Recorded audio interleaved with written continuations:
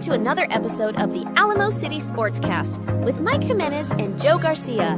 Make sure to subscribe and hit that like button. Join the discussion as we broadcast live from beautiful West San Antonio, and remember to tip your hosts as it helps the show grow. What's up, San Antonio? What's going on, South Texas? This is the Alamo City Sportscast coming at you from the Alamo City, San Antonio, Texas. You're home of the San Antonio Spurs and UTSA Roadrunners. I'm a Holmes Husky myself. My name's Mike Jimenez. That is Joe Garcia producing today's show. I was supposed to be doing this show from home. You were. And you called me like 30 minutes ago, and you're like, dude, I'm done with my work stuff. Head on over to the house. So I raced over here, got here just like 2 minutes ago. Yeah. We're getting ready to go. It's going to be a big show today. The return of James Pledger.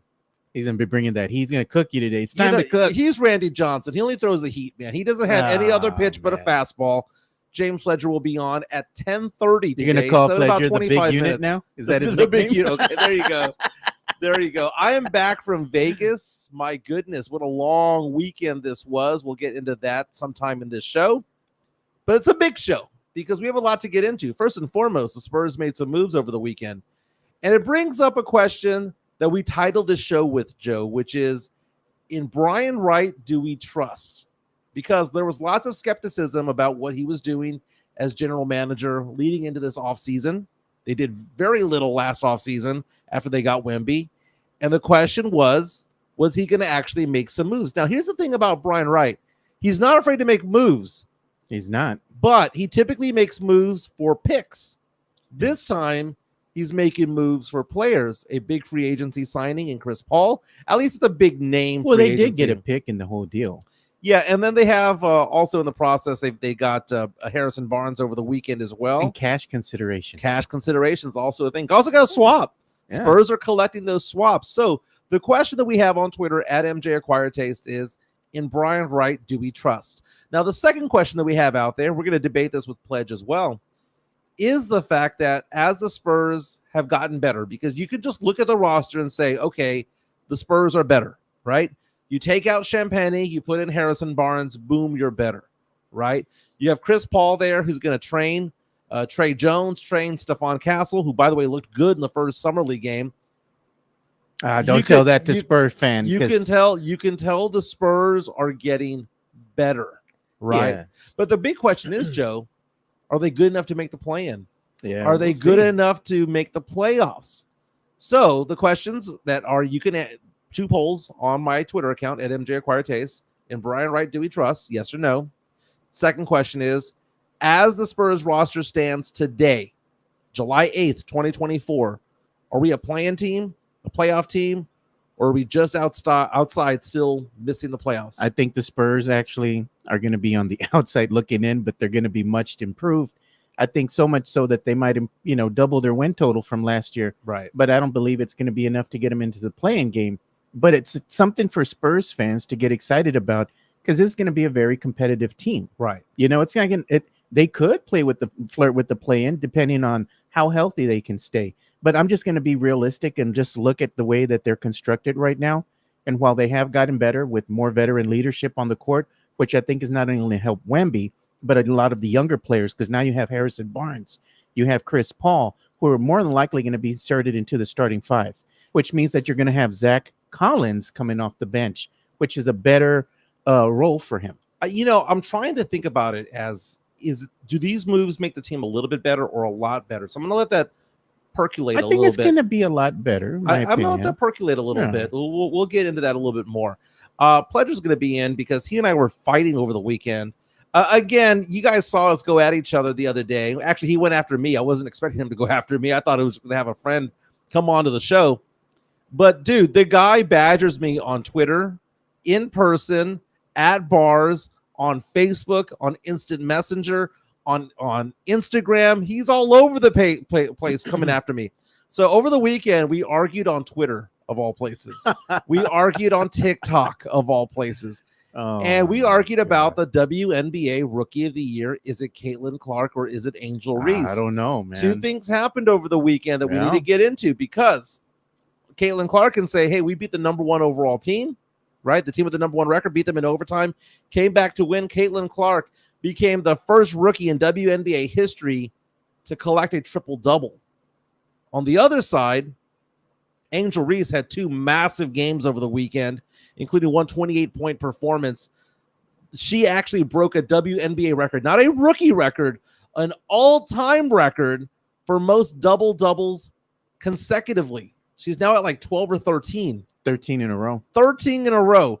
That had never happened. Candace Parker, the legend Candace Parker, was the one who had that record. And now it belongs to a rookie named Angel Reese. This might be the most exciting because Pledge actually offended me over the weekend.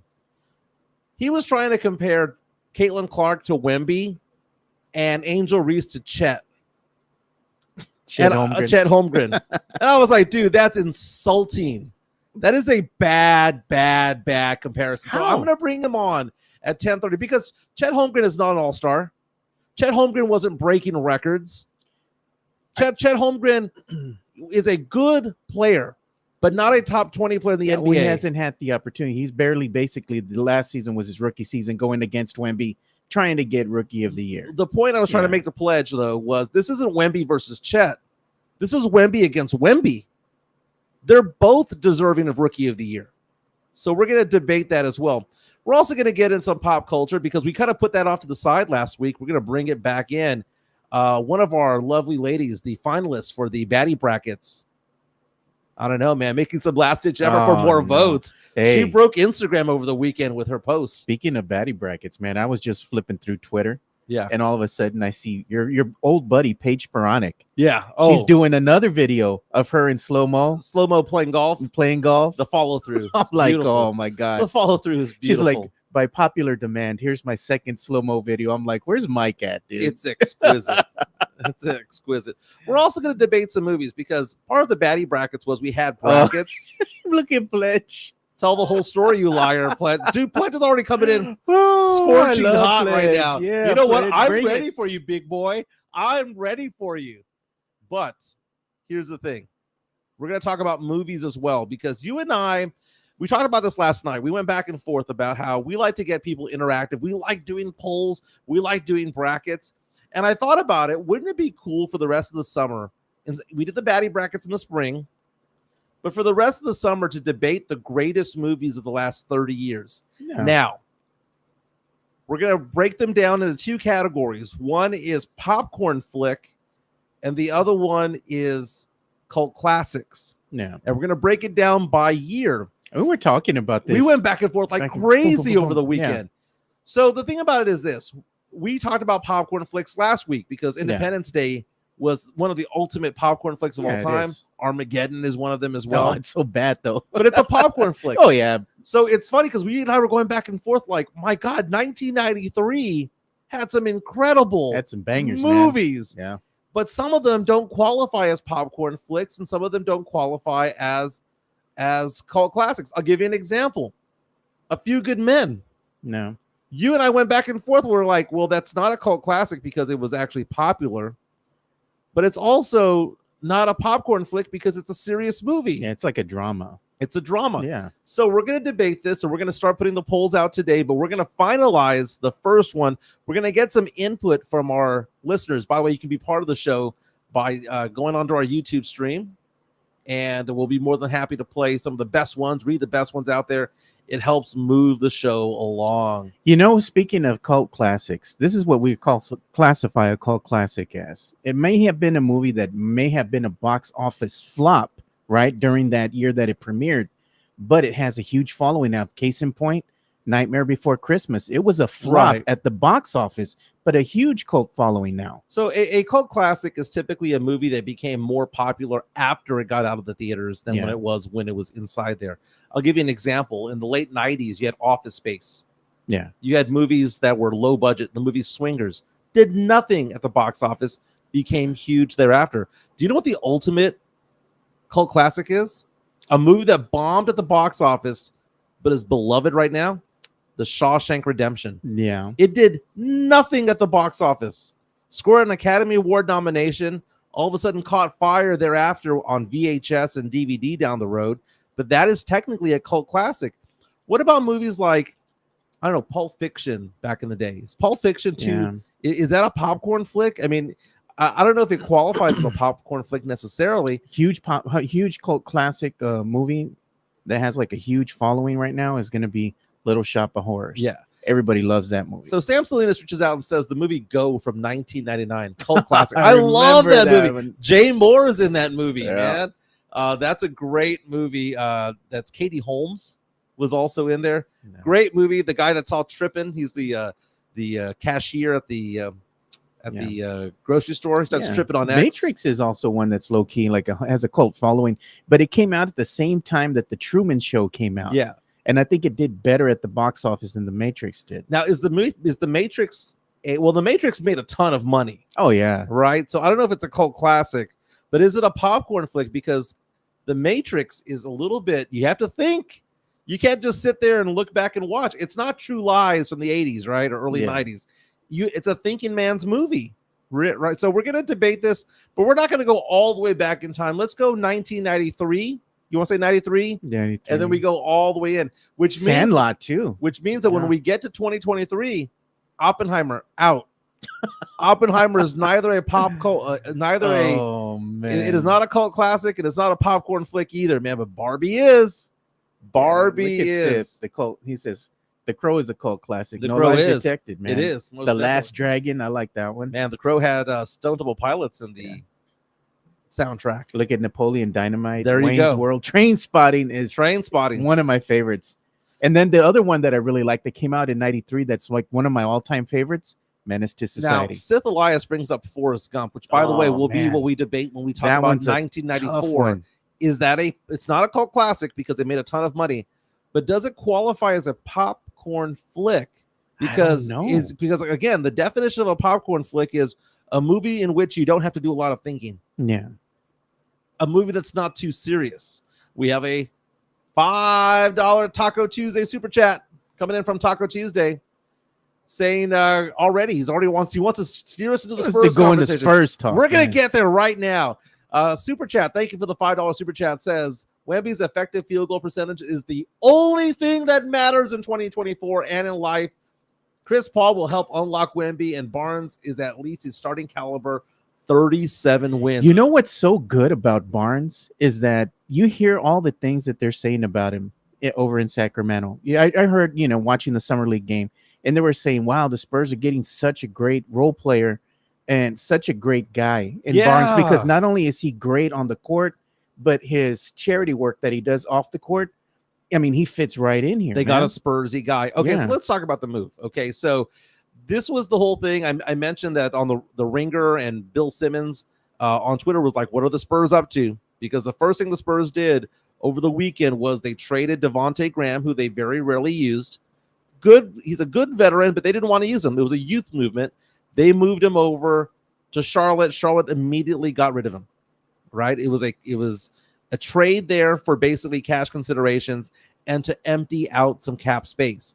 That's when the question became, well, what are the Spurs doing? Because a lot of people were like, well, what did the Spurs get in exchange for Devontae Graham?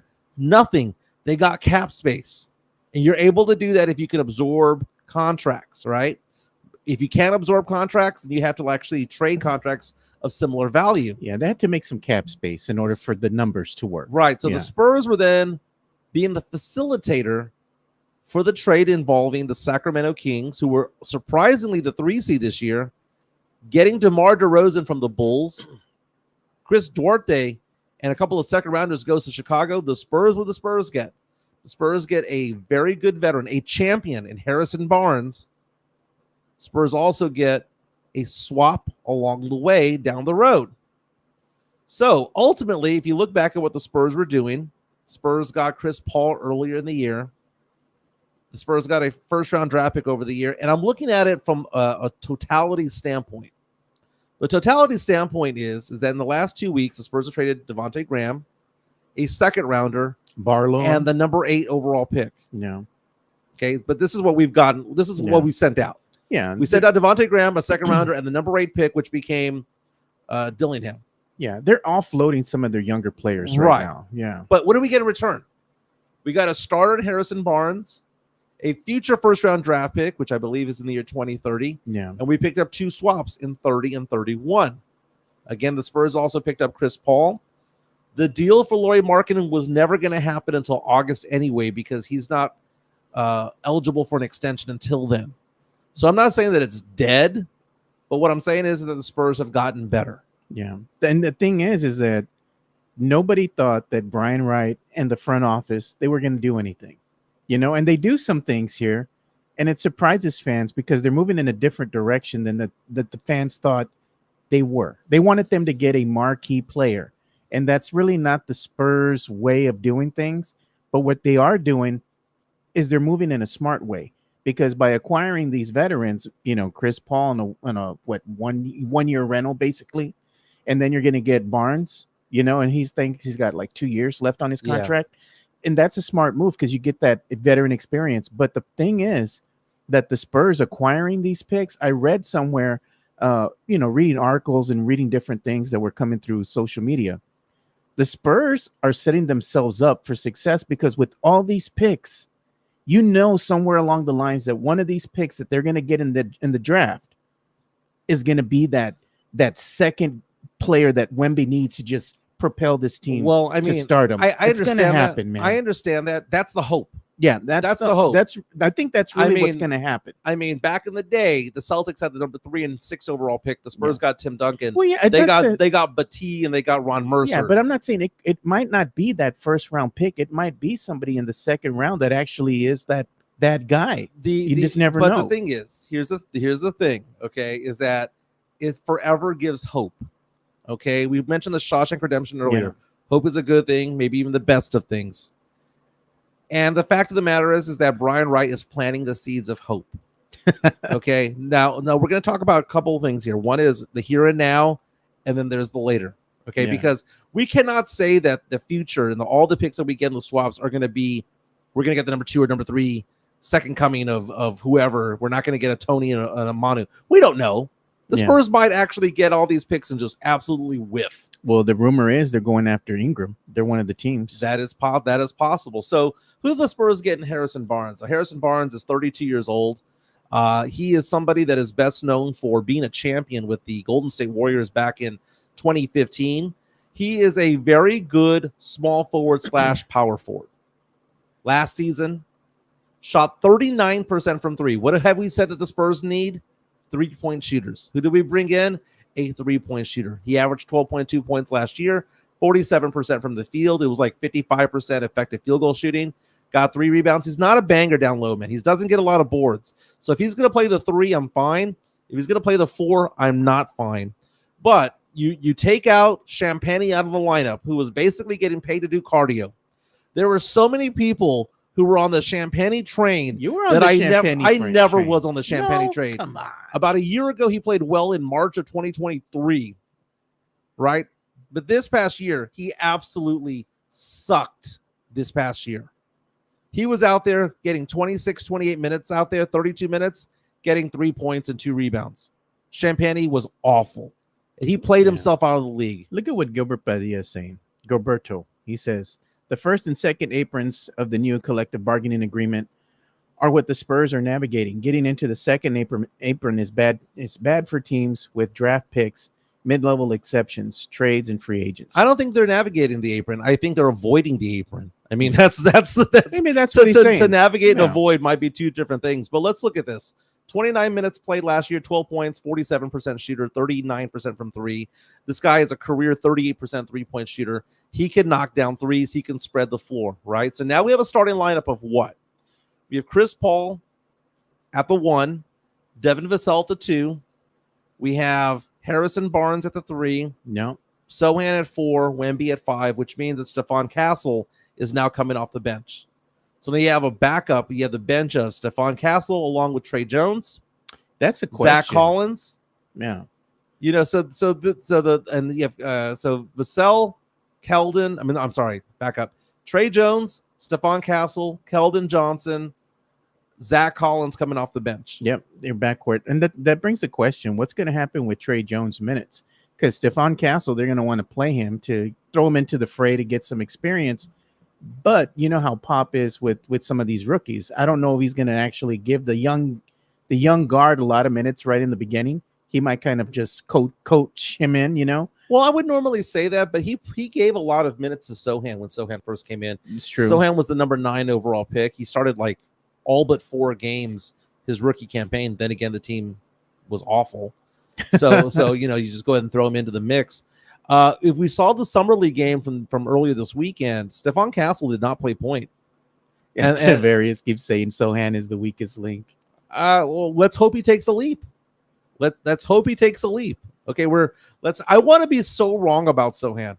I want to be so wrong. And don't get me wrong, I see the flashes. I see what people see defensively sometimes, and I see that certain percentages go up and some go down. Yeah. But I want to see him take a leap overall, because for all the things that he moved up in last year, he moved forward with, he progressed with, he regressed in other areas, man. It's just true. And Spurs fans don't want to hear it. I hope he does take that leap. But Stephon Castle, in a summer league game, was not the point guard this past weekend. He played well. He locked down a couple of people defensively. He had some really good crisp passes. He probably could have had 2 or 3 more assists if certain layups had gone in. But the fact of the matter is that I thought he played well for the first game. Again, he's playing with absolute strangers. There are some people trying to criticize him like, oh, well, he didn't do this well. He didn't do that well. He's playing with strangers, man, in a system that he's never played in before. If you're going to go out there and give me 12 points and 6 rebounds and a handful of assists, I'm going to be happy. Stephon Castle did very well. He was a lockdown defender like he shouldn't be, man. 4 pawns in the 4 pawns comes out and says he didn't regress. My God, go look at the effective field goal shooting percentage. It's identical. Why is it identical? Because his 3-point shooting went from 24% to 31%, but his 2-point shooting went down 4%. So if your 2-point shooting is going down, that means regression on some certain aspects of your life, man. Look at Tavarius. He says Sohan can't shoot. Look at the Celtics. All 5 of their starters can shoot 3. Well, my question about Sohan is he going to be able to shoot when people actually guard him? Because last year he was being dared to shoot. So he went up from 24 to 31%, but no one was trying to block those shots. Look at Victor Wembanyama. I like this bet. Lauri Markkanen will be a San Antonio Spur before the end of the week. If he isn't, go shave my head and tattoo Brian Wright on my bald head. But let's get into the fact that the Spurs have gotten better. Okay. Is this mean that I'm going to say that in Brian Wright I trust? I'm saying that as of right now, Brian Wright is doing everything he could have been doing, everything he should be doing based on what he put this team in. Okay. Understand this. People are like, well, what would you have done better, Jimenez? Nothing.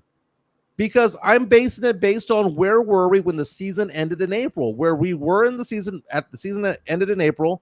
He has done a perfect job from May 1 to now.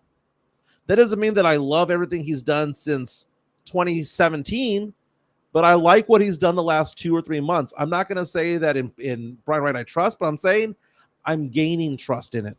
Look at Chris Gonzalez. Castle is playing with guys that'll be real estate workers. That is true.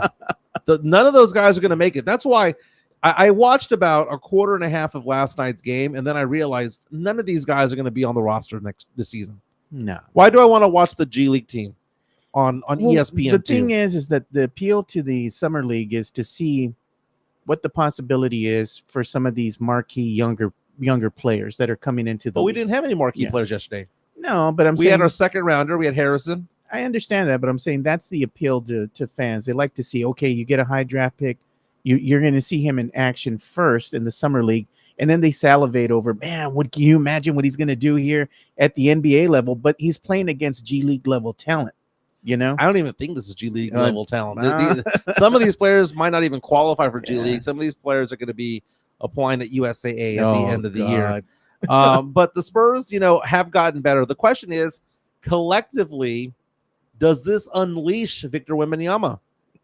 Is Wemby unleashed at this point? Because all eyes don't have to be on him necessarily. If you have Harrison Barnes knocking down threes at a 40% clip, if you have Chris Paul somehow turning back the clock and navigating through and improving Trey Jones, improving Stephon Castle, if Sohan takes a leap, that's the question. Can they all get better together? Yeah, shout out to our boy. It might take a while, by the way, because Harrison Barnes and Chris Paul getting thrown into the mix. The team, talent-wise, might have gotten better, but we're probably not going to see a team gel until January. So there might be a lot of losses in November and December simply because there's new people in the starting lineup. Yeah, look at our boy Fernandez here. If it ain't right, it's wrong. Oh my goodness. So we asked that question on Twitter. In Brian Wright, do we trust? And right now, you can keep voting on it at MJ Acquired Taste. And right now, people are liking what the Spurs are doing, saying that right now, 75% say the Spurs moves right now are positive. They like what Brian Wright's doing this offseason. In Brian Wright, we trust. They're saying 75% saying, yeah, they like the moves. Now, I asked the question, as the roster stands right now, will the Spurs make the playoffs, miss the playoffs, or qualify for the play-in?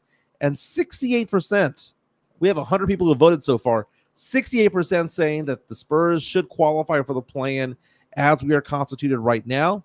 28% believe the Spurs will miss the playoffs, but only 4% believe the Spurs are a top 6 team. Other names out there, Lauri Markkanen is still out there. If the asking price is too high for Lauri Markkanen, then you don't do it, right? I'm not going to fault Brian Wright for not going after Lauri Markkanen if the asking price is 6 or 7 types of draft picks or whatever the case may be. But let's talk about what the Spurs have right now. The Spurs right now in 2025 have the possibility of 4 first-rounders. I think the Spurs are going to get 2 of them, right? The Spurs have our own pick. Atlanta's unprotected, and Atlanta is hemorrhaging right now. The Spurs have Chicago's top 10 protected, which may or may not happen because it looks like Chicago's starting to tank as well. The Spurs have a top 14 protected pick in the Charlotte Hornets pick. In 2026, the Spurs have a swap with the Hawks. 2027, the Spurs have 2 first-rounders, their own, and Atlanta's unprotected. In 2028, the Spurs have their own, and a swap with the Celtics if need be. 2029, the Spurs have their own. In 2030, the Spurs have 2 swaps, Mavs or T-Wolves. They can get the better of the 3 picks. 2031, the Spurs have not only their own first-round draft pick, but they got the Timberwolves first-rounder, which was part of the Rob Dillingham trade on draft night. We do have Pledge on the line here. My guy, Pledge. I'm going to bring What's him going on. Pledger is from San Antonio Sportscast. He hosts Pledge says it's time to cook. Extra Innings from 6 to 7, Monday through Friday. Pledge is in the producing booth right now. Pledge. So the question was, in Brian Wright, we trust. Based on all the moves that were done over the past couple of weeks, Chris Paul, we have a Harrison Barnes trade and whatnot. I've given it a positive mark. I think the Spurs have gotten better. I'm not sure if they're going to make the play-in, but I think that they've made some positive strides the past couple of weeks. What were your thoughts when Harrison Barnes' deal was made? It's a really solid addition, right? Yeah. I mean, it's solid. It's going to give this team the veteran leadership it needs. He's a wing defender. He shoots 39% from 3, so he helps to stretch the floor. It gives all of the things that we've kind of been clamoring for. Mm-hmm. But how much of a move the needle is it in terms of affecting winning? It's going to affect wins, but unless Wemby is, and it looks like he's taken the steps to be, right? Unless he can literally carry a team on his back through the West, and Devin Vassell takes that next step into superstardom to be with them, the West is really tough, man. Yeah. Like, we're looking at, with the Harrison Barnes, with Chris Paul, 35 wins, which is over 12 to 15 of an improvement. That's a big jump. But I agree. It took 48 wins to make it into the play-in tournament this year. 48 wins. You had the Houston Rockets, who were 41-41. They got to 500. Weren't even close to making the play-in. It was a 46 or 48 wins. Either way, it was pretty high when it came to it all. You know, I can't bitch about this move because I've been clamoring. I want to have veterans. And what did the Spurs get? The Spurs got veterans. You know, that's what the Spurs were able to do this year. They got what they needed done. They got a shooter to spread the floor. The question is it the sum of all the parts type of situation where bringing in a Chris Paul, bringing in a Harrison Barnes, does that make a Devin Vassell better? Does that make Sohan better? Maybe Sohan doesn't have to take so many threes. He can focus on what he's actually really good at, which is the dirty work, the defense. Focus on defense, focus on rebounding, focus on running the break. Does having Chris Paul there, being able to get the ball into Wemby where Wemby needs to get it, where he wants to get it, making his life easier, does the Spurs team grow and get better because of the sum of all the parts, not because of one individual thing? Look at this comment right here for Pledge. Pledge pulled up in his Terminator jacket. Get him, Pledge. But I agree with you. I mean, the multiple things can be true. The Spurs got a lot better because of this addition. And the West is still really good. So how much road did you make up? Because other teams got better around them as well. The Mavericks adding a Klay Thompson is the perfect fit. You add a guy that doesn't need the ball in his hands to pair with Kyrie and Luka. So Dallas got better as a 5 seed, right? You look at Oklahoma City adding Alex Caruso. They got better. Teams around the DeMar DeRozan to the Kings. A team that was in the play-in last year got better, and that was a 3 seed the year before, if I remember correctly. Yeah. That's a team that just got better. So, yes, you got better. Everybody around you is also getting better. And the Rockets still have a move up their sleeve, I feel. Like they didn't make that trade with Brooklyn to get those draft picks to sit on them. Exactly. That's not the whole point of what they did. Looking at the standings from last year, it took 49 wins to make the playoffs. It took 46 wins to get into the play-in tournament. Talking to James Pledger, host of Extra Innings on San Antonio Sportstar 94.1 FM, also on sasportstar.com. You can also follow and subscribe on YouTube as well. Pledge, I can't complain. That's the thing. I want to complain. I think I should complain, but I can't. Look at Edwin there. What's going on, Edwin? Edwin, producer over at San Antonio Sportstar. You take a look at what the Spurs are doing with Harrison Barnes. He's a Spursy kind of guy. I went on all the Sacramento Kings boards over the weekend, and all I heard was, man, what a great guy the Spurs are getting. Yeah, man. You heard he was a great guy, a great teammate. And if you look at that from a build-up standpoint, this could still be considered a developmental season for the Spurs. But it's a developmental season for the Spurs by getting Chris Paul to show Trey Jones and Stephon Castle what they need to be doing, much like he showed SGA back in the day. It could be a developmental type of thing where you have Harrison Barnes come in, showing Sohan and showing Wemby a few things. So maybe part of it will win more games, but the developmental aspect is probably what we see coming out of this. I'm not expecting them to go out there and win 48, 50 games. But what I am expecting them to be is better professionals, because they had no veteran leadership last year, and now they've got some. Yeah, I mean, look at the way Wemby played down the stretch last year, right?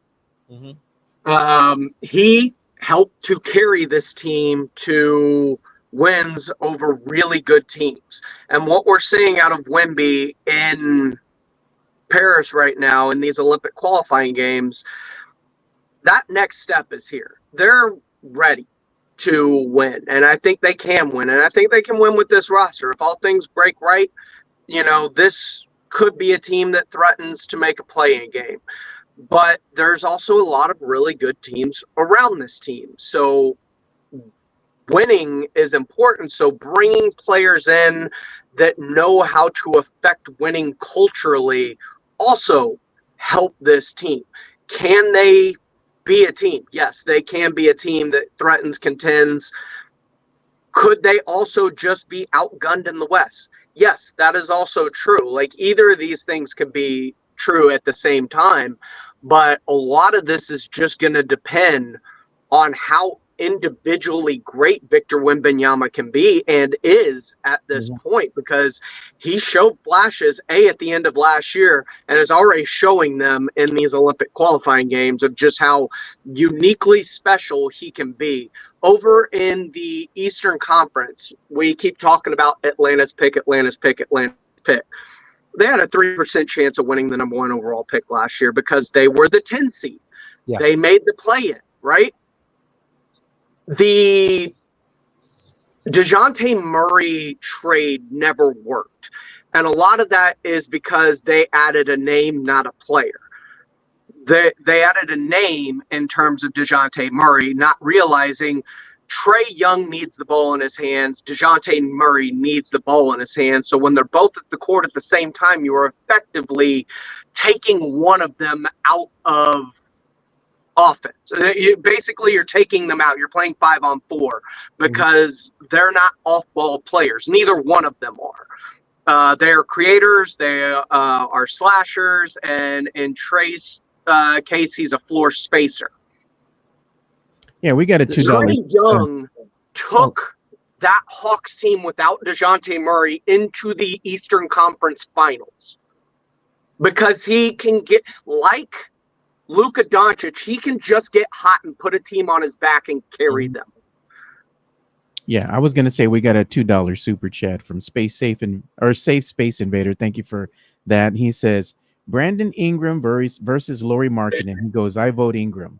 So it looks like Spurs fans are wanting Brandon Ingram. Let me ask you this, Pledge, to kind of go on your last take right there.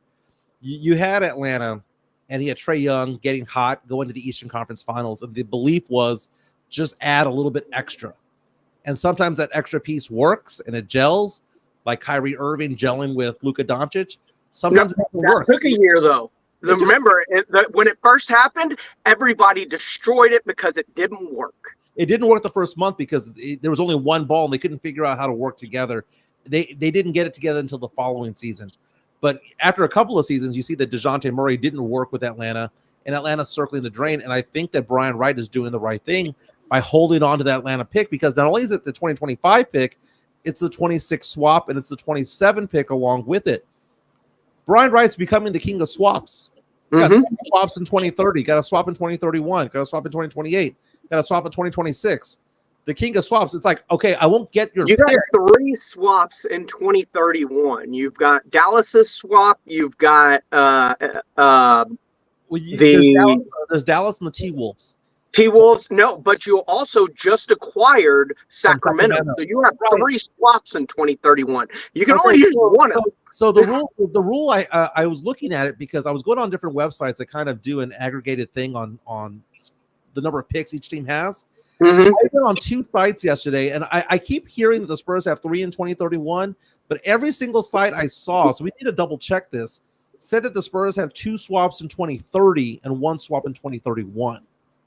So there's some, like, because I've been seeing that all over Twitter, and then I go on these sites that basically keep track of everyone's trade capital. The ones that I see say that the Spurs have swaps with the Mavericks and T-Wolves in 2030, and that it's the Kings in 2031. Yes, because it was the unprotected 31 pick. No, top 1 protected, from Minnesota that they got. Right, so that means that the swap happened to 2030. So it was a 2030 swap, a 2031 pick. The Dallas one is also 2030. The Spurs also have a 2028 with the Celtics and a 2026 swap with the Hawks. I think that that's very interesting because you're still allowing somebody to have a first-round draft pick, but it's just saying, hey, just give us the right. Just give us the right, right? So I think the Spurs are on the right track when it comes to things. I'm going to give Brian Wright, I have to give him an A for the year, because based on where they were May 1 to where they are right now, I'd give it somewhere around an A minus. Now, I know it'd be better if we went off and got a Markkanen. Don't get me wrong, I want that. But based on the incremental changes and what the Spurs have done right now, this is why I'm changing my tone here, right? This is a pivot. This is not a flip-flop. No. And look, I am all for, and I've said to you for a long time, if you get information that makes you change your mind, change it, because holding on to a stance because it's a stance you made is idiotic. So the pivot for me is I want to see what Chris Paul can do with the young guys. I want to see what Wemby can do when you have a stretch 3 on the floor like Harrison Barnes. I want to see if Vassell can take a leap, or is he capped out? Is Vassell who he is? I mean, Vassell's a good player. 19 per game kind of guy. Is who he is this the max that we're going to get from him? Because we were hoping for a little bit of a leap last year. If Sohan can become more consistent with his shots and more reliable with it, if he can go from a 30% three-point shooter to a 34, 35, man, I'd be in heaven when it comes to that. Can the defense gel together? No. Can Chris Paul play 50 games? What is Stephon Castle going to learn? So now I'm going into this season going, okay, they didn't punt. They may not have gone all in. You're backtracking on the punt. Well, again, it's a pivot. It's a pivot because stuff happened. Had they not gotten Harrison Barnes, it would have been. If you had the foresight to see over the curve of the earth, you wouldn't have figured it was a punt 30 seconds into free agency. But the dominoes need to fall. The Spurs are already halfway done with free agency, and the domino that like I said, time needs to happen for those dominoes to fall because all of these things have to happen in a certain order. The Chris Paul signing just got announced because they had to make all these other moves to make it work. Hell, we saw that the Mavericks addition of Klay Thompson took a 6-team trade to make actually happen. And that's the thing, is that you don't control your own destiny sometimes. You need to have friends on the other side. You need to have Charlotte take Devontae Graham's deal. You need to have DeMar DeRozan agree to go to Sacramento, because if he didn't agree, it wasn't going to happen. Right. Mm-hmm. So there's a lot of that goes on because he actually flew into California to hear the pitch. So it's one of those things where. The greatest thing about DeMar DeRozan, which, by the way, this is just, I love where hip hop's at right now. Eminem coming in, bringing all the freaking smoke right now. And then you got the Kendrick Lamar Drake thing. And on July 4th, 2 hours into the white party that Drake is at for Michael Rubin, in all white, Kendrick Lamar drops his Not Like Us music video, continuing to grill Drake on a grilling holiday known for colonizers, calling Drake a colonizers. Like, the levels to which Kendrick Lamar is systematically destroying Drake is absolutely beautiful. But at the same time, it is just looking at DeMar DeRozan walk in to Sacramento Summer League game to Not Like Us play. It's just next level pettiness that I love. That is James Pledge right there from San Antonio Sports Star. Last week, he's being nice to me right now, but last week, he cooked you. If you wanted to do Kendrick Lamar, he was coming at me with a wop, wop, wop, wop. And you were Drake. Mike was Drake. I was just here for a nice, pleasant conversation. We have a $5 shoot. Beat your ass and pass the Bible of God watching. How many stocks do I got? Oh, God. 1, 2, 3, 4, 5 plus 5. Drew Show coming out saying, I go and get my Whataburger breakfast on a bun. Come back, and it's Mike and Pledger in the morning, a double treat. Drew Show, love you. Thank you so much for the super chat. By the way, Pledge, before we get to the next topic, we're 971 subscribers strong as of this morning. That is big. Last week, Alamo City Sportscast had its biggest week ever in number of views, and it happened on a holiday week where we only had 4 shows. Yeah. Thank you to Fernandez for filling in on Friday. Did a fantastic job along with John Dyer. So, Pledge, 971. We're trying to think about a party for 1,000 subscribers. Like, once we get to 1,000, let's do it. Should it be a karaoke night? Should it be a night at the Missions game? What should it needs to be? It needs to be so like. I like the Missions. This is bigger. Like 1,000 subscribers is a huge thing. You got to throw a party. You got to throw a banger. You got to throw a rager. You got to do something like what you did for the draft, where you had all those people come out like that. That's a big deal. But are you going to be with this, Pledge? We want to have you there. The people want you, Pledge. Yeah, I'll be party. I'm always down for a party. And unlike Jefe Jeff Garcia from Locked On Spurs, he's willing to go beyond 410. That is a pleasure. So, Pledge, you and I think people realize now that we were more than just coworkers. We were friends along the way. We still are very, very good friends. You and I debate on so many different mediums. We have arguments in person, at bars, on radio, on podcasts, Twitter, Facebook, Instagram, DM, and for the first time ever, we fought on TikTok over the weekend. I take fire from all fronts from you, but it's so funny because you offended me yesterday. Oh, you offended me yesterday. You offend me every day, so it's about time. Let me explain here. You believe that Caitlin Clark is by far the runaway rookie of the year in the WNBA, and I'm there saying, you know what? I think Angel Reese has a legit case. Now, where you offended me over the weekend, though, I know where I was at. I was eating by myself at Las Palapas, having lunch, going back and forth with you on TikTok. You said that this is a Wemby versus Chet type of thing, and that Caitlin is Wemby, and that Angel Reese is Chet, and that offended me because in regards to the rookie of the year race, I believe that this is a Wemby versus context Wemby of this story in there instead of picking pieces and parts that you want to make this sound bigger than I meant it to be. Okay, I came back at you and said, "What? No, this is Wemby versus Wemby. This is not Wemby versus Chet because with Wemby versus Chet, there was a clear winner." There was a clear one is going to be a future. There wasn't at the halfway point of the season. Right. Where are we in the WNBA season? Slightly past halfway. It's when Wemby took off, right? Right after the All-Star break? Okay, so you're telling me, okay, so right now, here's the thing. If you go to Vegas right now, the odds of Caitlin Clark winning is like minus 310, which basically believes that she has a 90% chance of winning, right? And they have Angel Reese at 10%. But so many people are coming on board going, wait a minute, the Angel Reese train is taking effect because a couple of things have happened. Over the weekend, you had Caitlin Clark become the first WNBA rookie to ever get a triple-double, and she did it in a comeback victory over the team that had the number one record in the WNBA.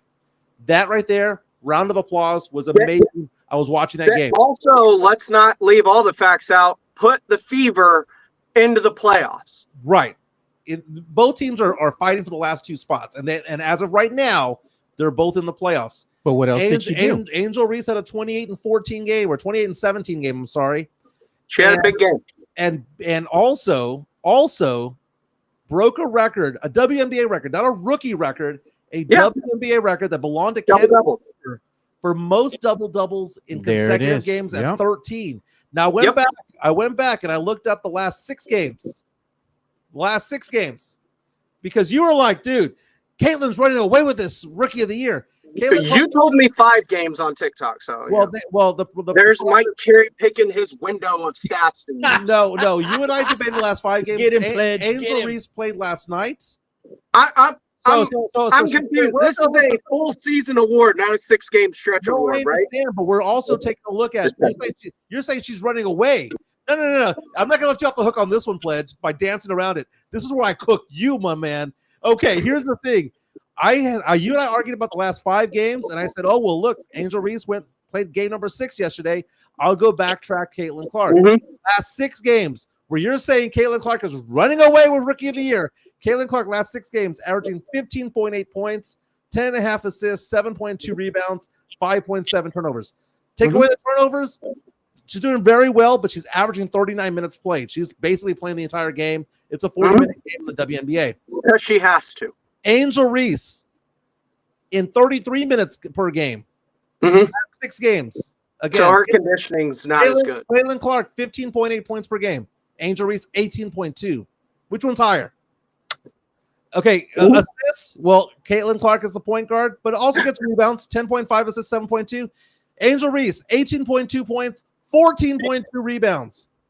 14.2 rebounds. Yep. Breaking an all-time WNBA record for most consecutive double-doubles. 13 in a row. And you're telling me that Caitlin Clark is running away with Rookie of the Year. Explain yourself. Correct me if I'm wrong.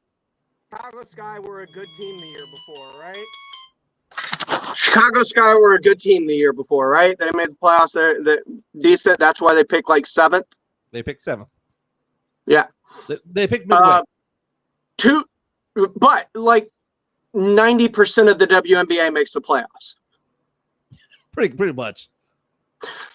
The Fever have had the #1 overall pick in 2 consecutive years because they are just an absolute garbage franchise over the last few seasons. Right? No, like there's not a lot of help, and even watching the early part of this season, outside of Aaliyah Boston, nobody thinks that anybody can contribute to the Fever to winning, but Caitlin Clark is dragging this team into the playoff picture. Now, let me ask you this, Pledge. 137. You know what 137 represents? It represents the number of turnovers that's an all-time record for a single season in the WNBA. Yeah, she'll likely break it. Caitlin Clark right now is at around 130 and is on pace to be at 225. She's on pace to shatter the all-time turnover record by like 80, 85. All time, not just for rookies, all time. The record's 137. She's on track for 225. And you're telling me that based on everything that's going on, that shouldn't be a hickey on what she's doing? No, because she's affecting winning despite that. Like, she is so individually great that despite these turnovers, which, by the way, she has to do while playing almost the entirety of a basketball game, because she has to make things happen on her own. She is alone, and yet she's still dragging this team into the playoff conversation. That's how she's affecting winning. She is affecting winning. Not only is she affecting winning, she's affecting rating. Look at the year before's All-Star voting. 70,000. 700,000 votes this year. Oh, so now we're Caitlin Clark. You know, okay, first of all, I'm not. And not only that, I'm not going to wait. Versus the home and road splits when she's playing and she's not. I am not going to deny the popularity, but if you're going to say that the popularity is going to give her the award, fuck that, dude. Sorry, man. No, sorry, but it's a piece of the puzzle, like everything. There are multiple layers to everything. It's a lot like Eminem or Kendrick Lamar. There are multiple levels to a bar, and you're only seeing the surface level of it.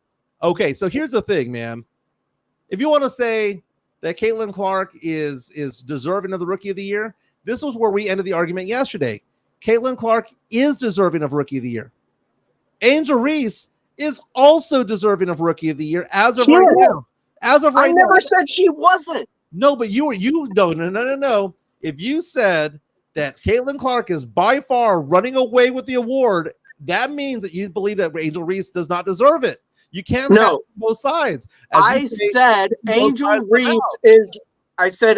Reese, and this is where you're getting upset because I compared her to Chet Holmgren, but I only compared her to Chet Holmgren in terms of the Rookie of the Year race, where Caitlin Clark is Victor Wembanyama in a sense of the race was close halfway through. Then all of a sudden, Victor found his footing and started to run away. Caitlin Clark is going to eventually run away with this, which is why Vegas has her at such high odds. I'm not saying, all I'm saying when I compared her to Chet Holmgren was literally you put Angel Reese in any other class. Like you would have put Chet Holmgren in any other class, he would have been the Rookie of the Year that year with the way he was playing, with the way his team was winning, with everything that was happening. The difference is there is an all-time great coming in, playing at an all-time great level and getting better. And the difference between these two is Caitlin Clark is actually affecting winning for that team. We got a good question here coming in from Tony Ornelas. The question is, why is Mike a Caitlin Clark hater? Oh, I am not a Caitlin Clark hater. Actually, I stood up for her. No, he is an Angel Reese simp. There's a difference. Beauty that nothing else can matter. Hey, no lies detected on that one, man. I am an Angel Reese simp. You know, if you're going to say the popularity is the reason, I'm going to say, okay, well, Angel Reese is 10 times hotter, and therefore that's why I believe that she should be Rookie of the Year. It means just as much to me as what happens on the court. I'm kind of siding with you're absolutely right. She is 1,000 times hotter than Caitlin Clark. Caitlin Clark's a better player. But I'm going to side with Pledge on one of the reasons. Yeah. A lot of things that he's talking about are making a lot of sense here, Mike, because you look at Caitlin Clark, right? And you're seeing the cast of character that she has around her, her quality of let's say teammates around her. She's the one that's actually propelling that team, which they did start the season 1-7. Now they're over here possibly getting in or vying for a playoff spot here. And you're looking at Angel Reese. Angel Reese, the talent of teammate that she has around her is a little bit better, so it makes her job a little bit easier. Well, I mean, I see where you're going with that. By the way, Alex Oriega with a fantastic comment saying Stephon Castle averages 1 turnover a game. He's the anti-Caitlin Clark. I like that comment there. By the way, when you're saying, oh, well, Caitlin's running away with it, she's not doing, Angel Reese. If we're talking about trends, are we worried that Stephon Castle can't play back-to-back games? Oh, God. Here's Angel Reese's last 4 games here. 17 and 14, 17 points, 14 rebounds, 27 and 10, 12 and 19, 10 and 16, 18 and 11. Again, 13 straight double-doubles in the WNBA. Has never happened. Dude, if she gets this streak to 20, I'm sorry. If she gets it to 20, 15, 20, you can't deny it. This is going to be, you know what this is? Co-MVPs, co-rookie of the year. That's fine. It happened with Jason Kidd and Grant Hill because they both played extremely well. And both of them, by the way, making the All-Star team and are going to be teammates this Saturday night on ABC when the WNBA plays. They're going to be they're not going against each other for once. They're going to be on the same team. Can you imagine a break with those two? Can you imagine Caitlin finding Angel Reese with a dime down low? I'm looking forward to it. Somebody that can actually catch the ball. Oh, somebody just mentioned that, saying that Caitlin Clark is playing with teammates that have hooves for hands. Yeah. Yeah. That's the reason why she's on pace for 225 turnovers. Yeah. Hey, we do have some super chats that we need to give some shout outs to, because y'all were just going off here, and that was great. You had a $2 chat from the Drew Show. He says Cam Brink is his rookie of the year because she's a baddie. She's out for the year. She's a baddie. She is a baddie. Wait till Paige Beckers gets in next year. And then we had the Imperial Silence, who gave a $10 super chat, so we want to give a shout out to him. He says the Imperial Silence. He says, will Juan Nunez become a Beno Udry or Gordon Dragic type of player? I hope a mini Manu, but no. But I have no confidence. It's a second-round pick, dude. Look at this one from $1.99 super chat from Midtown, Texas. Mike getting owned, part 2. No one's part getting owned. I didn't get owned today. Pleasure didn't get owned. This was a spirited debate where both sides are correct. If you believe Angel Reese is rookie of the year, you have an argument. If you believe Caitlin Clark is rookie of the year, you have an argument. But if you call Angel Reese Chet Holmgren, screw you. You're wrong. Oh, we also had one last $5 super chat from the Drew Show here. He had put, Spurs have operatives everywhere. I wish I had our McHale, Ainge, GM Collision, Kevin Tanky, a franchise to get the Celtics big 3. I said it. All right. Hey, real fast, I want to get Pledger in on the last segment here because I know he needs to get off to work. Let's have that entertainment bump if we got it. Sure. Let me go ahead and move over here and get the video. It's not official unless we do it. Then you can cut to my screen. All right. Here we go.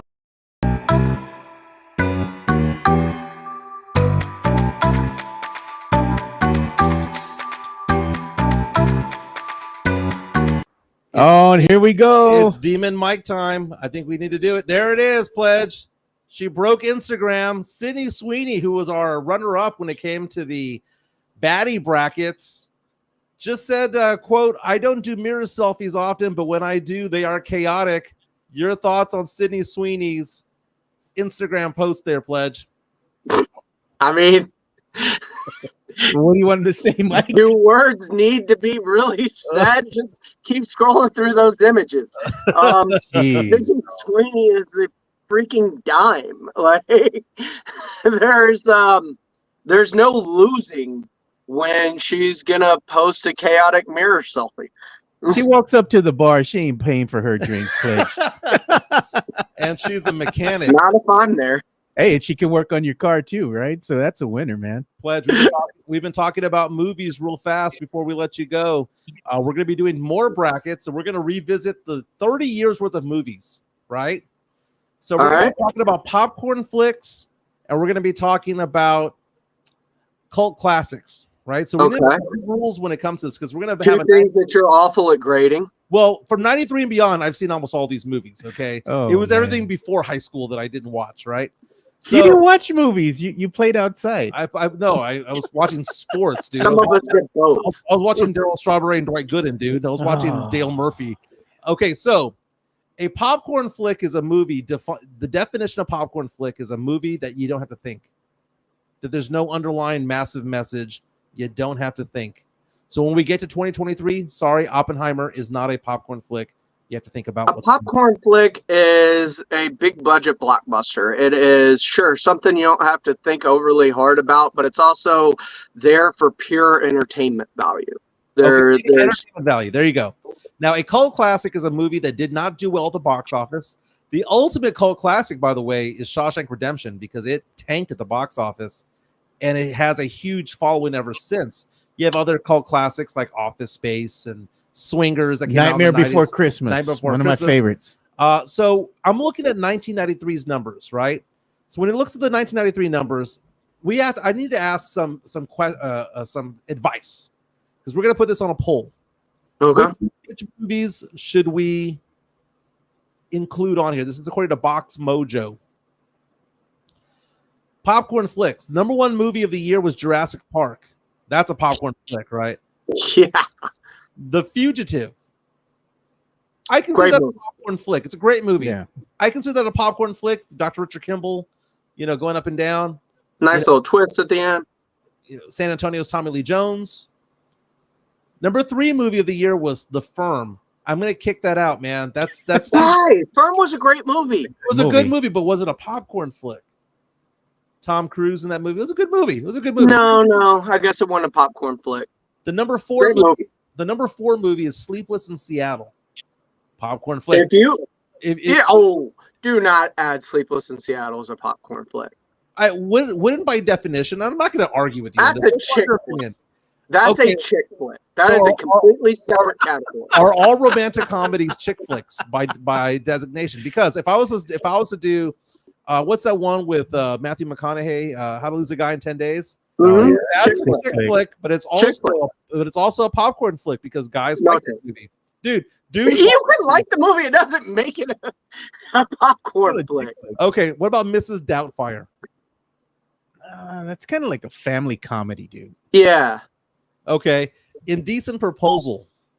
You kind of have to think about it. That's just a really good movie. That's just drama. A really great concept. In the Line of Fire. I mean, that was a great movie, but no. Aladdin.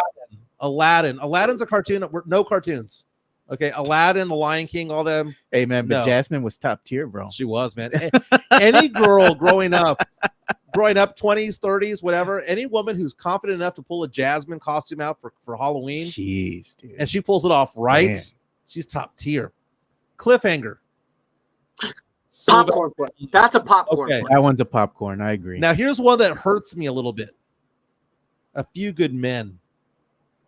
Oh, that's just a really good movie. That's not a popcorn flick. Okay. Free Willy, screw Free Willy. Okay, so we Mike just trashing my childhood. I'm trashing SeaWorld. Okay, so we're gonna go with Jurassic Park, The Fugitive. We'll go with Cliffhanger. For the last one, numbers 12 and 13 of the top grossing movies of 1993. Dave and Groundhog Day. Because you can make the argument that Groundhog Day might be that one that's actually both a popcorn flick and a cult classic. But we're going to choose one of those, Dave or Groundhog Day, because really there's nothing else after that. Just because Groundhog Day can go into the category, the other category of cult classic, I might have to throw Dave in there. I once caught a fish this big, yeah. And if you have to shoehorn something in there, but I don't think there's anything wrong with just cutting the list where it was and leaving that last spot empty, giving somebody a bye. Mario Cavazos reaches out and says Mike has watched about 521 chick flicks to about 20 action movies. Thank you so much for that. What's that, Joe? I was gonna say, what I was gonna say? One of the good movies, that's a popcorn flick that doesn't even make our list. Nowhere to Run with Jean-Claude Van Damme. That's a popcorn flick. It's an action movie. Now, here's the thing: can a popcorn flick only be attractive for only dudes? Right, like only if there's 90% of the audience is guys, is it a popcorn flick? Or does it have to be where at least it's 70-30?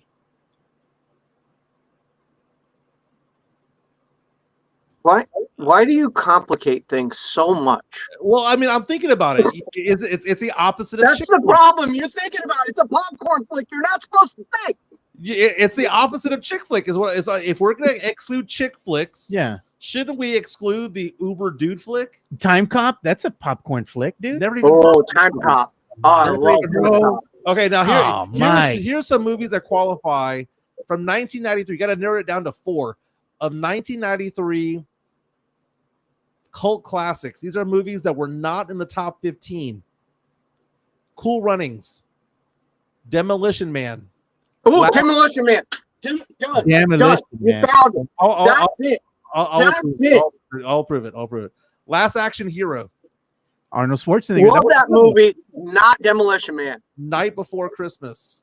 Love that movie. Not Demolition Man. What about Falling Down? That was a good one too. Or is that a thing? That's a good movie. That's not a popcorn flick. That's a good movie. I'm talking about cult classics. These are cult classics. Oh. These are movies that did not do well at the box office. But Demolition Man didn't do good at the box office? Demolition Man was the number 18 movie. Yeah. Number 18 movie of the year, made $58 million. Not as much as expected. Hey, I don't care what you put up against Demolition Man. It's going to win that bracket. Remember what we were talking about yesterday? I told Mike, and we're talking about popcorn flicks. What about? I said Demolition Man. What about Carlito's Way? I don't care what you put against Robin Hood. Do you know how to use the 3 shells? I got one. The 50th. I've never seen Demolition Man. Come on, Mike. This does not surprise me in the slightest. Movie review this week. Demolition Man. It's got a baddie in it for you, Sandra Bullock. And once you watch it, tell us if you know how to use the 3 shells. Okay, I'll watch it this week. We'll review it. It'll be a review on Wednesday with Jeff Garcia. The 50th most popular movie of 1993, The Sandlot. Sandlot is a classic. Sandlot. That's a cult classic. How about Menace to Society? Man, that's one of my favorites. Great movie. The 58th most popular movie of 1993. Number 60 was Poetic Justice. That was a good one too. That was a really good one with Tupac, man. Benny and June. Rudy was a movie that was the 69th most popular movie of 1993. Yeah, it lives on later on. So we got to narrow. Control-Alt-Delete on Rudy. What's that again? Control-Alt-Delete on Rudy. I hate Rudy. Rudy's a shit movie, dude. That's the one thing we agree on. We agree on Rudy.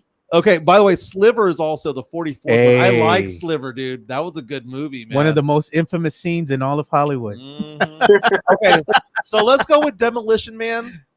Let's go with Last Action Hero. Yep. Let's go with Falling Down. Falling Down in the Sandlot. Sure. Cool Runnings. Everybody's bringing up Cool Runnings. Man, this movie was something else, dude. Yeah, it was also so not true, but still. It was funny, dude. It's like the movie Rudy. I mean, it didn't really happen that way. John It was like the movie Friday Night Lights. Remember the Titans. All of it nonsense. All of it nonsense. But you know what's not nonsense? My boy James Pledger. I love you, Pledge. You're my boy. We send each other hearts. I'm fine with that. You'll do it in gift form, but not in real life form, unless we're in person. You know I love you, brother. Pledge, what do you got going on, man? Tell me about the show on Monday through Friday. Monday through Friday, Extra Innings with Pleasure, of course, 6 to 7. We're going to break down everything going on with free agency, with the Cowboys. Dak Prescott being in a walking boot in Cabo is going to make some big headlines as we get ready for training camp. Like, these are all huge stories that we need to talk about as we get ready for training camp, but also produce the Blitz from 2 to 6 with Jason and Joe. So, I've got the back half of the afternoon blocked off on San Antonio Sportscast. That is James Pledger. He is supportive of Brian Wright's move so far this season. He is supportive of Sidney Sweeney's Instagram posts. Of course. Yep. And he's a movie every savant. time. He's a movie savant. He knows everything, baby. And look at how dapper he looks with his kielbasa smoked meat sausage. Oh, did you wear the smoked meats? He is. He's wearing it. And his Terminator jacket. Because I was told that you're supposed to wear black to a funeral. Oh yes. Like Costanza He's still out. cooking. Costanza out, dude. You should have hung up the phone at that point. Like George Costanza. That is James Pledger. Love you, my man. Talk to you soon. Let it play. I'll fight with you. I'll fight with you offline. We'll see you, Pledge. That is awesome. He's a good guy, man. He's a good guy. We love us some Pledger here in the morning. We had a lot of viewers at one point, man. It's pretty good, man. But the party that we need to have for having 1,000 subscribers is big. Yeah, it is. I think it needs to be more centralized. I loved Pete's Place. If people want to do it at Pete's Place, I'm fine with that. But if we want to go someplace more centralized, I think it should be more centralized. That would be easier for everyone to get there. Now, what is centralized? Because to me, if you look at the map of the city, downtown is not centralized. No, I'm not saying it downtown. Centralized, according to the map, if you actually look at a map of the city, is University Hospital in the medical center. That is the center part of the city. They do have some places around that area that we could go to, but we'd have to kind of scope them out to see if they would work. Because one thing that we do need is we need it to be easily accessible from pretty much anywhere in town. Two, you need to have good parking, at least decent parking. What about like Little Woodrow's? That's what I'm saying. That's not bad. It's right there in the medical center. Easy to get to, easy parking. I don't want to step on in the building, but they go to Slackers a lot. I don't mind Slackers. What's wrong with Slackers? Slackers is good. They even have a location over here by North Star Mall. The Stout House here on 151 and 410. We always go there, though. But, I mean, it's wide open. Yeah, it is. But, I mean, I think we should kind of travel. I mean, we're going to have a party. Maybe we leave it up to some of the listeners here to go ahead and give some suggestions. Yeah, give some recommendations to us, man. I'm at MJ Acquired Tastes. You're at Two Shots Podcast on Twitter, or call it the X, whatever you want to call it. It's been a good show so far, man. Yeah, so let's get a quick pause after our good run that we had there with Pledger, because we were just firing on all cylinders there. Yeah. Let's go ahead and give some love here to the Jefe, Jeff Garcia of Locked On Spurs. Locked On Spurs is your daily Spurs podcast, hosted by Jeff Garcia, the lead Spurs writer for Ken's 5 San Antonio. Jeff has a healthy plethora of guests all the time on the Locked On Spurs podcast. You can also follow Jeff on Threads at Jeff G Ken's 5 SA. You can also follow Jeff on Twitter at Jeff G Spurs Zone. So make sure you go ahead and give Jeff a follow not only on Threads and Twitter, but also on YouTube at youtube.com/@Locked On Spurs. This is where you're going to be able to find the replay of the Locked On Spurs podcast. Make sure to like, subscribe, and share. Again, I subscribe on Spotify and YouTube, and you should as well. Joe and I are oftentimes guests on Locked On Spurs. Jeff is talking about the fact on Twitter right now that within the past half hour, the Spurs have released 4 players from their roster. Again, the moves being made. Dominic Barlow is gone. David Duke Jr. gone. C.D. Osman gone. And Mamu also gone.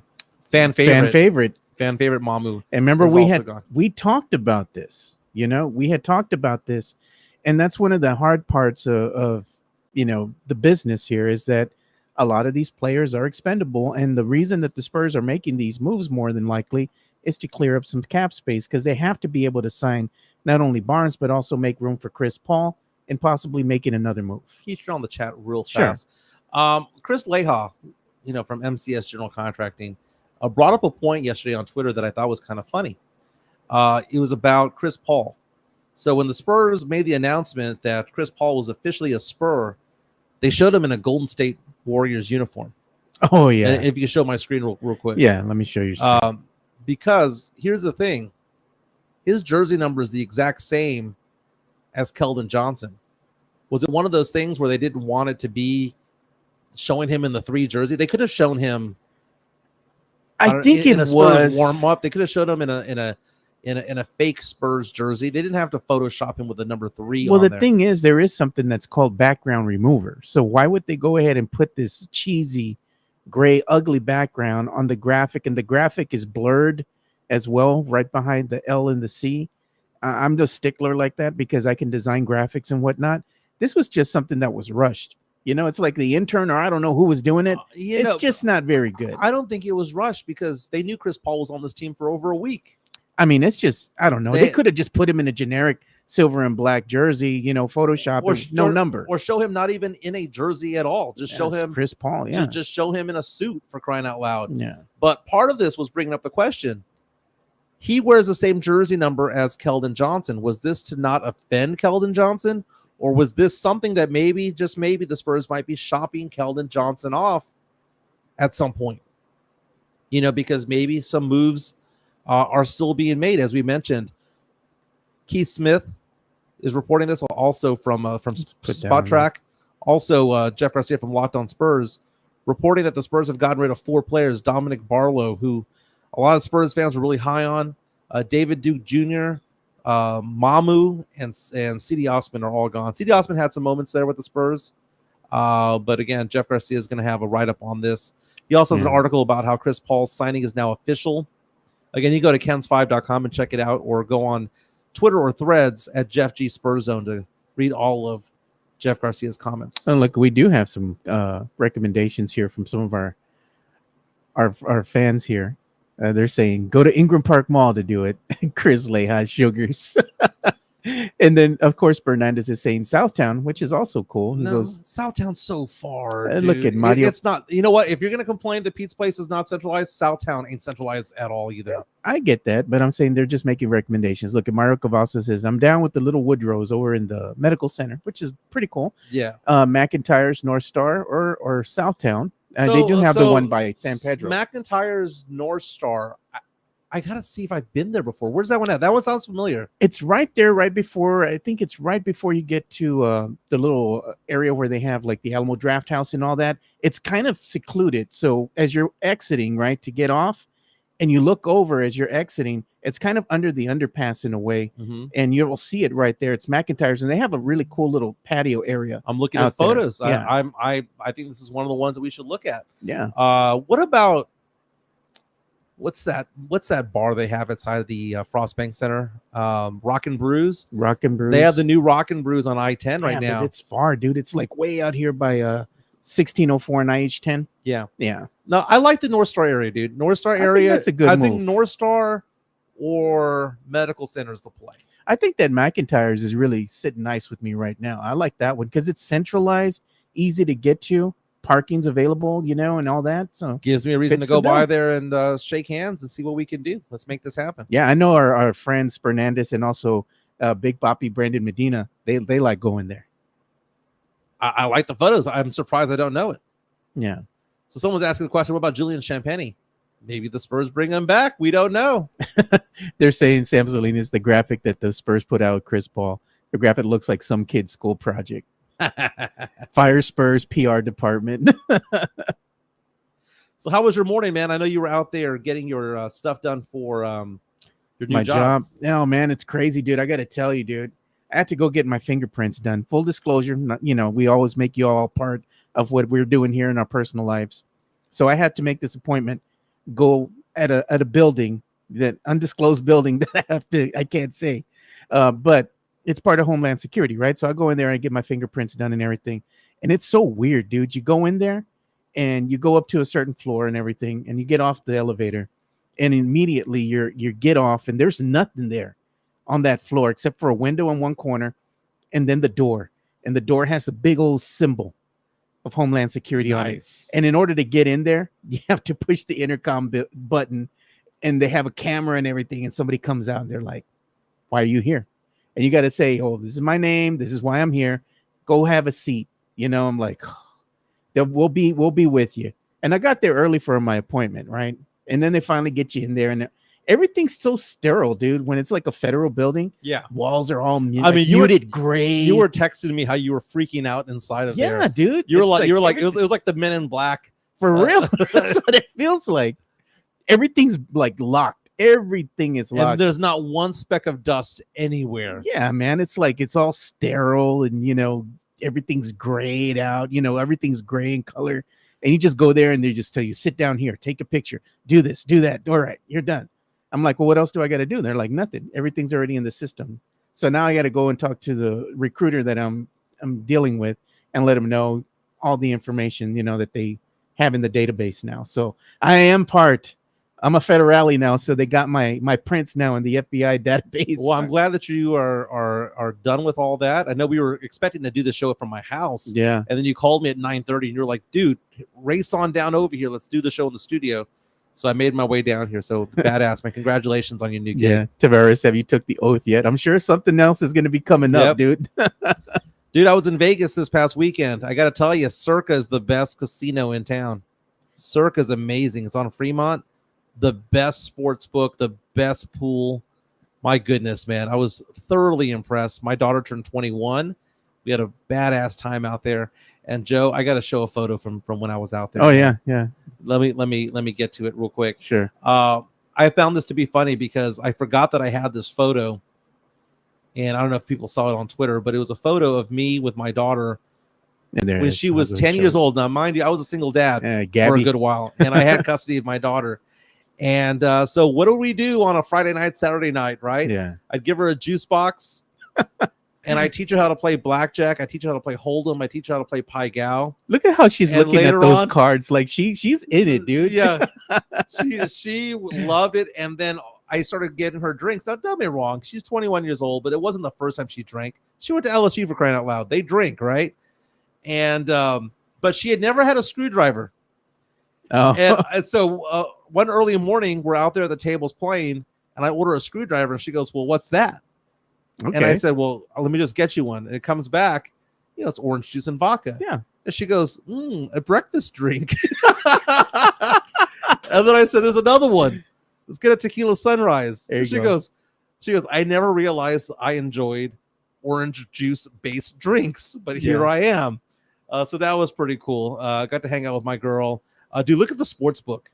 Damn, no, that's a sports book. It is a 3-story tall sports book because you have people down low, you have a mid-level, and then you have a balcony level to watch all the games. Circa has the biggest sports book in the country. And then look at the pool. You can go watch all these games and you can place bets right here. That's what's up, man. I bet you Fernandez has been there before. Yeah. Oh my God. The servers there, the women who are out there in bikinis serving, all of them 10s. Oh, look at Matt Gomez. He says there's a new sports bar called Perfect Tender. New sports bar off by Babcock. You know what? DM me that, by the way, if you can, because I want to go visit a couple of these places because I want to see if we can call one home. As much as I enjoyed Pete's place, I loved it over there. It's a little bit far out for a lot of people. Yeah. Look at the pool, dude. Amazing. Nice, dude. But not in that 120-degree weather that they had over the weekend. Yeah. And do you like it whenever you're playing blackjack and they start dancing? Oh, yeah, dude. It makes everything more lively, man. Mm-hmm. Get some eye candy, something to look at, you know? And this is my daughter's celebrating the fact that she Her winnings. She hit a nice slot for about $400, $300. Go. I like this photo right here, Bank of Dad t-shirt. Because who's funding the trimp? Yes, exactly. Bank of Dad. Where money grows on trees. I should have gotten that shirt, man. You know what's funny? We always make fun of our daughters, right? Because when we go somewhere, right, and they're with us, what do? When we're going to check out, they give us the look, They right? give the look, the side eye. Here's my other daughter, Angel Reese, with the 27-point performance the other day. Oh, it's not doing it. There it is. Oh, Yeah. I don't know why. Oh, maybe it's, this media could not be played. I don't know why. Maybe they deleted it. Angel Reese, dude. That's a great topic, man. And again, if you see my welcome mat at my house, it's Spurs, Roadrunners, LSU, and Saints. That's what we do, baby. Let's update our poll, by the way. The poll was, as the roster stands right now, I believe the Spurs will. 70% say qualify for the play-in.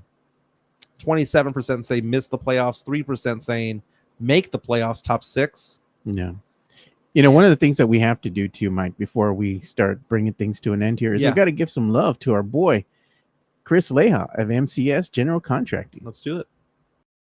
MCS General Contracting, more than 30 years of combined experience in concrete placement. They are the best in the business, honest pricing, high quality work. They get going on house foundations, driveways, concrete patio decks. If you want to extend the deck, extend the driveway. If you're a business and you need to put together a slab, a parking lot, or other concrete placement services or sidewalks, reach out to MCS General Contracting at 210-774-9155.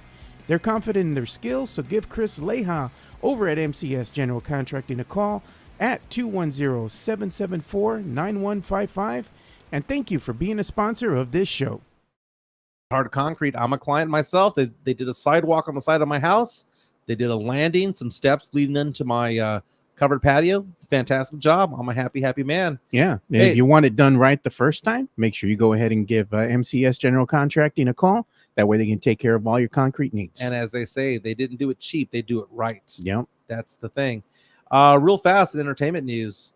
You want me to do the bump? Nah, just All right. Barbie showing her bump, man. Oh, yeah, I heard. Margot Robbie announced that she's pregnant, and she's proud of it. Look at her showing off her bump. It's her husband is Tom Ackerley, lucky dog. And Britney Spears declares that she's single as F, putting her ex Paul Solis on blast, according to TMZ. Nah, dude, that ain't it, man. That ain't it. Very nice. Hey, don't forget to like and subscribe. Again, we're 971 subscribers strong. Once we get to 1,000, things start to pick up. We become recommended by the platform of YouTube. Fantastic. Let's see if we picked up any on the way in today. Yeah. I also wanted to give some love real quick here to our boy Christopher Leja of MCS General Contracting, because one thing that they did over the weekend that we didn't show. Let me go ahead and get that here. Here we are. Is that they have some hats. Thanks for reminding me there, Mario Cavazos. So they're selling their hats, and they're interested in purchasing their hats. Just DM MCS General Contracting on the X at MCS_GC. And they do have free local delivery with a $25 purchase. So that looks very nice, man. I was taking a look at Tex-Mex Frank, who does the Texican hats. Yep. I wore them all up and down Las Vegas this past weekend. What they say, they loved them. They loved them. And then also, if you want to show our store as well, let's go on. We have merch for sale as well. I gotta check my mailbox. I bet you it's already in, dude. This is the one that I ordered. The updated logo. The updated logo. Hey, that's the one that Mario Cavazos had on. It looked really good. He looked good, dude. Looked good. All the way up to 4XL, baby. Small to 4XL. For gigante size. Very nice. Again, it's $20 for a small, $22 for a 2XL, and $26 for 3XL or more. Or bigger, should I say. Very, very nice. Joe, welcome to the feds, my man. Yeah. Safe Space Invader says he's single too, coming for Britney. Shoot your shot, King. I mean, you could still say hooked up with Britney Spears. Christopher Leja for the big men. There you go, brother. Hey, Chris, we got to get together, bro, so I can go ahead and get my shirt and also get one of those nice MCS General Contracting hats so I can wear on the show, man, because I like showing love to everything local. Badass. Again, 75% of our listeners say that they like the moves that Brian Wright is doing. Again, the Spurs traded Devontae Graham, a second rounder, and the number 8 overall pick in exchange for Harrison Barnes, a future first rounder, and 2 swaps. That's when you combine the 2 trades in total. Yeah. Right? That's in total.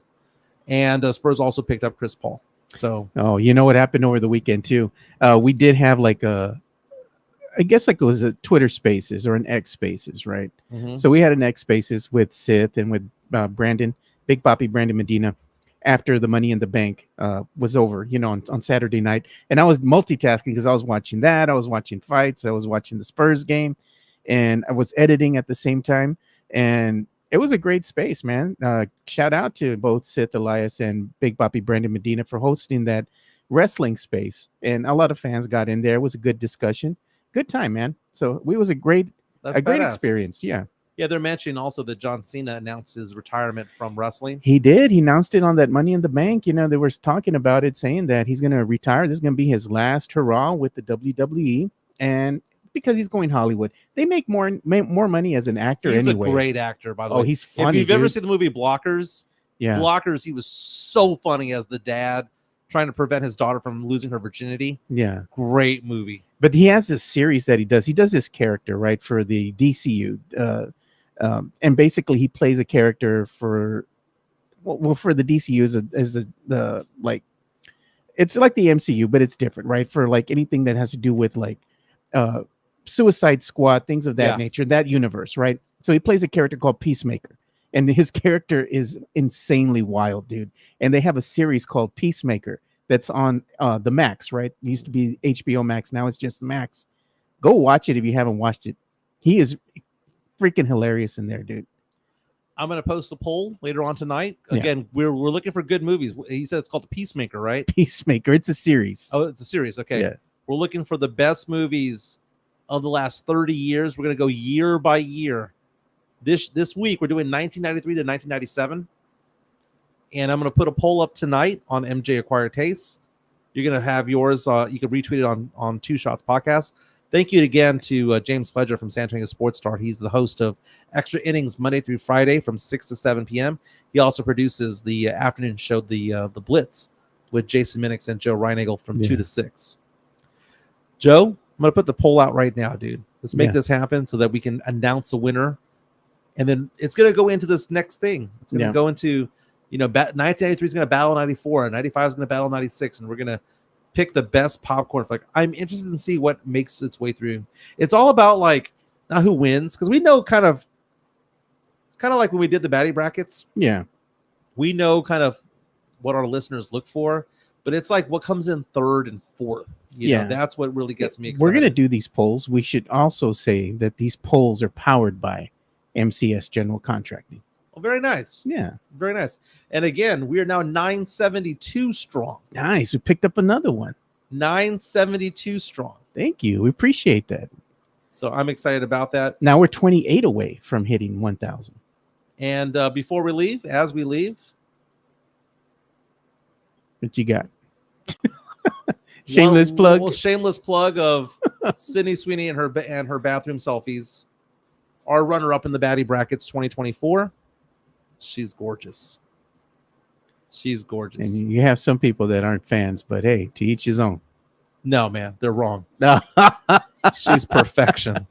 You're gonna have to have words with Christopher Leha because he calls her Midney Sweeney. Yeah, no, I'd rather have Sydney Sweeney now than Selma Hayek in her late 50s. Oh, Lord. Sorry, not sorry. But my name's Mike Jimenez. That's Joe Garcia. Thank you again for being a big part of this show. We'll be back tomorrow. Everyone have a fantastic day. And look out for your friends and family out in the Houston area. They're getting it pretty bad right now. Yeah, man. We'll see you guys tomorrow.